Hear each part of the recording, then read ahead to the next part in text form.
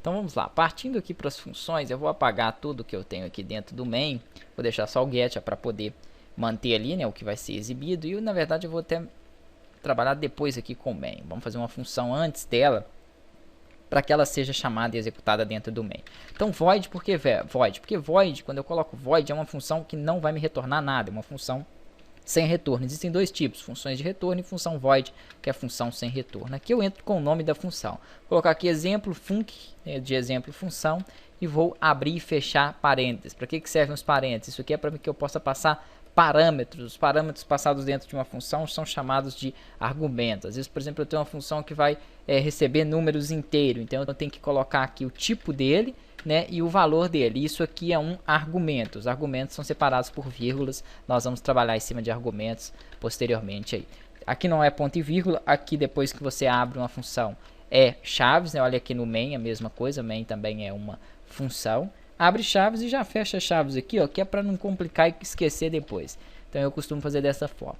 Eu vou passar um parâmetro count, né, do standard, então é std count. Poderia fazer também da outra forma lá, mas eu tenho costume de fazer desse jeito. E aqui eu vou escrever, né, o que eu quero que essa função faça. Essa função vai simplesmente mostrar um texto, um exemplo de função. Então ela vai servir toda vez que eu chamar ela, ela vai mostrar para mim esse texto. Posso colocar aqui um /n para que ele quebre a linha e apresente para mim isso na linha de baixo. Ponto e vírgula para fechar o parâmetro ali, a linha da função. Dentro do main, que é o parâmetro que chama o meu programa, eu vou colocar para ele executar essa função. Então posso colocar aqui antes também um outro texto, sem problema, vou copiar essa parte aqui de cima, vou colar ela aqui embaixo. Aqui está um exemplo de função, vou colocar aqui executando a função. E aqui embaixo eu quero que ele execute a função. Então basta eu chamar ela pelo nome e colocar os argumentos dela ali. No caso não tem argumento ainda. Quando eu coloco aqui o exemplo, ele já me dá a opção que eu tenho. E aqui eu só abro e fecho parênteses, já que não estou passando argumento por enquanto. Já já a gente vai trabalhar com os argumentos. Então, basicamente o que eu fiz foi declarar uma função void, que é uma função sem retorno. O nome dela é exemplo func. Toda vez que eu tiver que executar essa função no meu código, eu vou chamar ela pelo nome. Aqui eu abri chaves para poder jogar o que essa função vai fazer ali dentro. Ela só vai me retornar uma string, que é um texto em que eu coloquei ali. Aqui embaixo eu coloquei um texto antes e pedi para chamar a função. Nesse ponto onde eu chamei a função, ele vai me mostrar esse texto, um exemplo de função.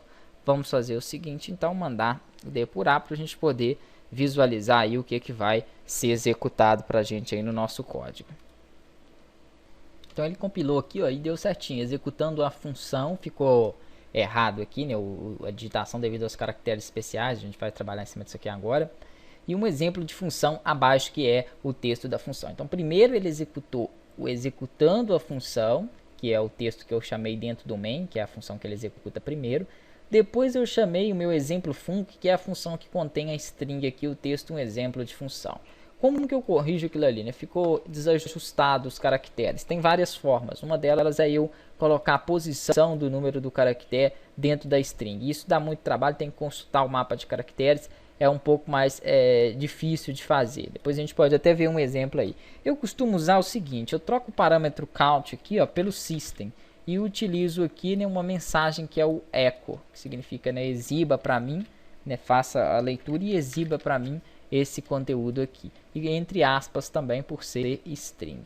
Aqui ele está dando erro porque falta eu fechar parênteses. Então como que fica a função? Função system, abre e fecha parênteses e aqui dentro o argumento que seria o texto ou o objeto que você vai exibir. Eu teria que fazer a mesma coisa aqui embaixo, ó, senão eu vou ter problema. Então eu vou apagar essa linha. Tá ali executando a função, né? Eu vou colocar esse texto aqui dentro. Então, executando a função.